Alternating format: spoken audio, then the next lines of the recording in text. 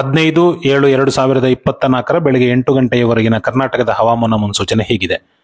ಕಾಸರಗೋಡು ಸೇರಿದಂತೆ ಕರ್ನಾಟಕದ ಕರಾವಳಿ ಜಿಲ್ಲೆಗಳಾದ್ಯಂತ ಬಿಟ್ಟು ಬಿಟ್ಟು ಉತ್ತಮ ಮಳೆಯ ಮುನ್ಸೂಚನೆ ಇದೆ. ಉತ್ತರ ಕನ್ನಡ ಹಾಗೂ ಉಡುಪಿ ಜಿಲ್ಲೆಗಳಲ್ಲಿ ಸ್ವಲ್ಪ ಪ್ರಮಾಣ ಜಾಸ್ತಿಯೇ ಇರಬಹುದು. ಕೊಡಗು, ಹಾಸನ, ಕರಾವಳಿ ಜಿಲ್ಲೆಗಳಿಗೆ ಹೊಂದಿಕೊಂಡಿರುವ ಪ್ರದೇಶಗಳಲ್ಲಿ ಉತ್ತಮ ಹಾಗೂ ಉಳಿದ ಭಾಗಗಳಲ್ಲಿ ಸಾಮಾನ್ಯ ಮಳೆಯ ಮುನ್ಸೂಚನೆ ಇದೆ.